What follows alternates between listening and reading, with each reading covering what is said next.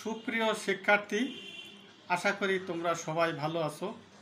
আমি বিকাশ চন্দ্র দাস, প্রভাষক ব্যবস্থাপনা বিভাগ, সরকারি শহীদ আব্দুল সালাম কলেজ, কালিয়া নড়াইল।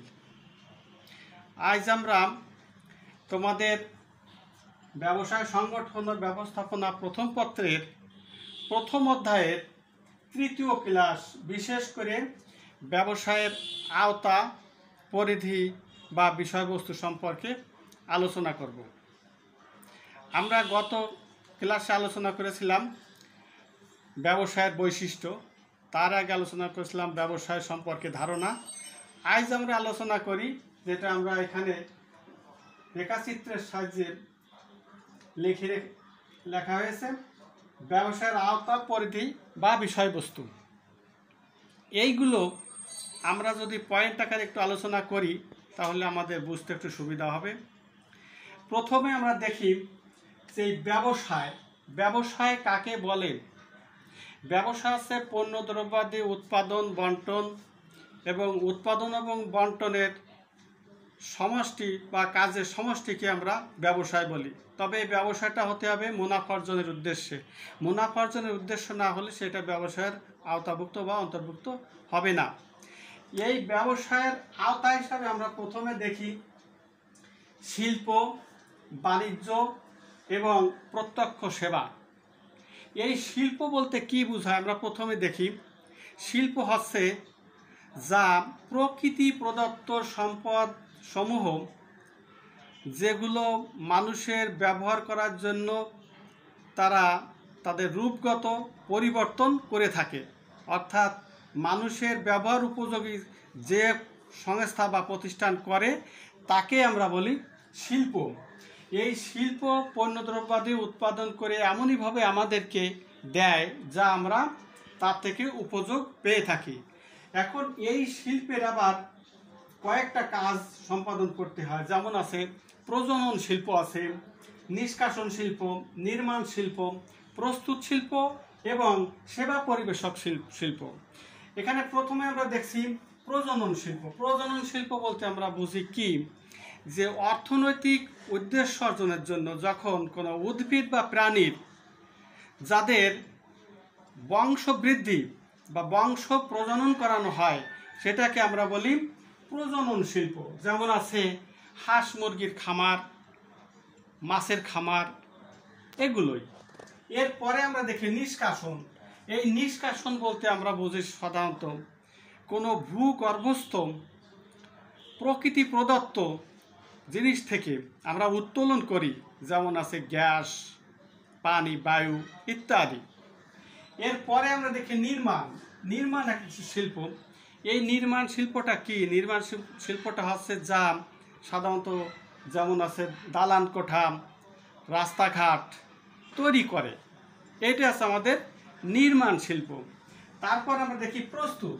এই প্রস্তুত শিল্প বলতে আমরা কি বুঝি, সব সময় মানুষের ব্যবহার উপযোগী পণ্য দ্রব্যাদি পুরোপুরি পাওয়া যায় না, হয়তো কোনোটা কাঁচামাল বা অর্ধ প্রস্তুতকৃত জিনিসপত্র যেগুলো মানুষের ব্যবহার করার জন্য তৈরি করে, সেটা আছে প্রস্তুতকৃত শিল্প। আর আছে সেবা পরিবেশক। এই সেবা পরিবেশক বলতে আমরা তাদেরকে বুঝি যারা সাধারণত প্রত্যক্ষ হিসাবে আমরা অনেক সময় গণ্য করে থাকি, যেমন উকিল বা দাতব্য চিকিৎসালয়, হাসপাতাল ইত্যাদি। এখন এইখানে আমাদের পরের যেটা বাণিজ্য হিসাবে বলি, এই বাণিজ্যটা হচ্ছে কি? বাণিজ্য হচ্ছে আমরা জানি শিল্প কারখানায় পণ্য দ্রব্যাদি উৎপাদন করা হয়, সেই উৎপাদিত পণ্য ক্রেতা বা ভোক্তাদের নিকট বা যারা কনজিউমার অর্থাৎ ব্যবহার করবে ব্যবহারকারীর উপর কাছে পৌঁছা দেওয়া যাবতীয় কার্যাবলী, বাধা বিপত্তি বা প্রতিবন্ধকতা থাকে, সেইগুলো দূরীকরণের কাজে নিয়োজিত থাকে, সেটাকে আমরা বলবো বাণিজ্য।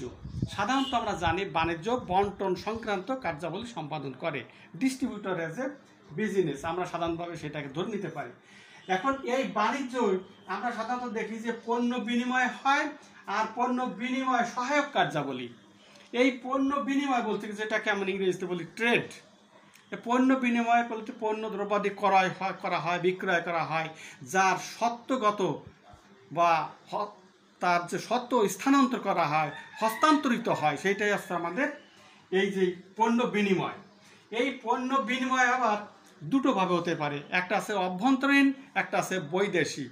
অভ্যন্তরীণ বলতে আমরা বুঝি যে একটা ভৌগোলিক সীমারেখার ভিতরে অর্থাৎ একই দেশের ভিতরে যখন ক্রয় বিক্রয় সম্পাদন করা হয় তাকে আমরা বলি অভ্যন্তরীণ বাণিজ্য।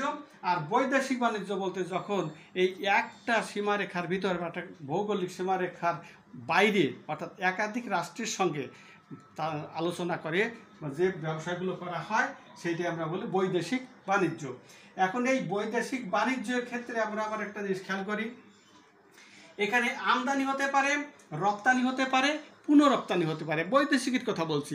আমদানি বলতে ওই শুধু আমদানি করবে, রপ্তানি করবে না, সেটা হচ্ছে আমদানি।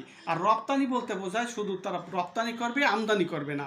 আর পুনরপ্তানি বলতে বুঝি সেইটাকে যে কোনো পণ্য বিদেশ থেকে আনার পর সেই পণ্য আবার অন্য রাষ্ট্রে বা অন্য স্টেটে যদি আমরা রপ্তানি করি, পাঠাই, সেটাকে বলা হয় পুনরপ্তানি। এর আর অভ্যন্তরীণে আছে আমাদের পাইকারি আর খুচরা। হ্যাঁ শিক্ষার্থী, পাইকারি ব্যবসা বলতে আমরা কি বুঝি?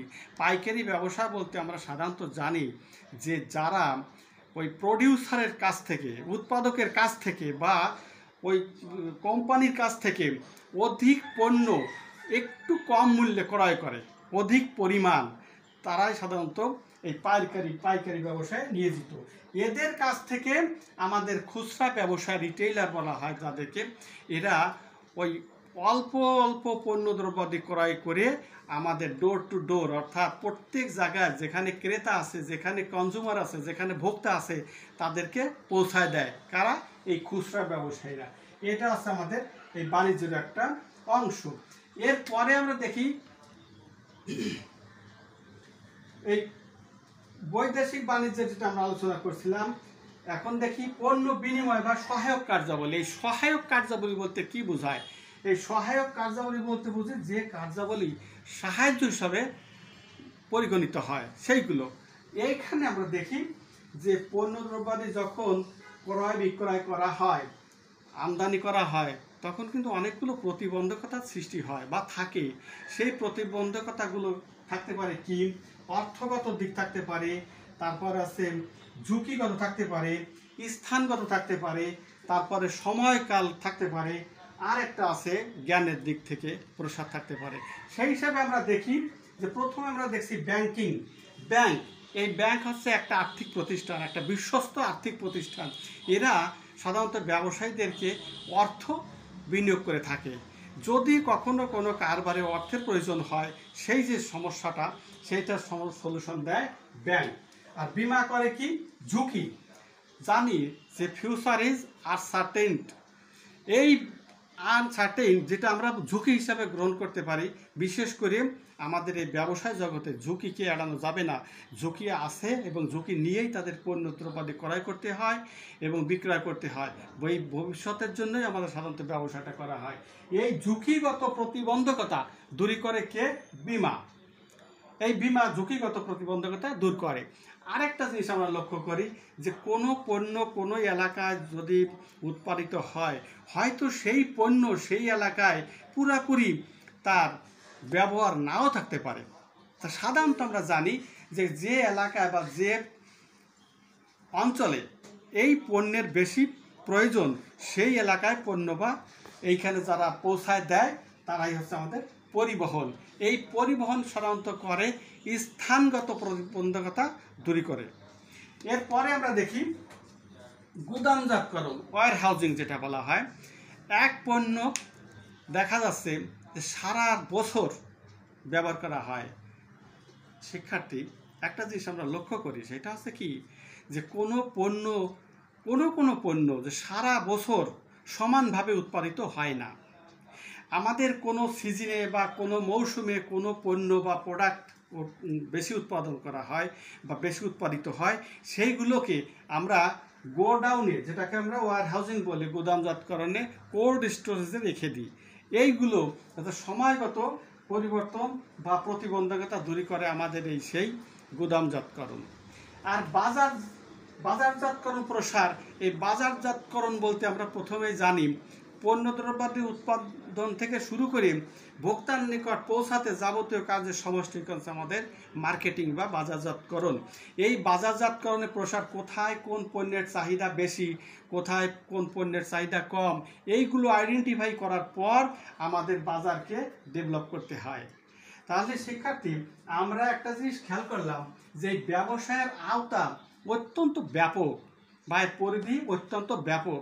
আমরা এই প্রত্যেকটা পয়েন্ট পুঙ্খানুপুঙ্খ আলোচনা করলে আমরা শেষ করতে পারবো না। এর যে আওতা বা পরিধি, যা আমরা অতি অল্প আলোচনা শেষ করতে পারি না, তারপরেও আমাদের যেটুকু না হলে না সেইটুকু আমরা আলোচনা করলাম।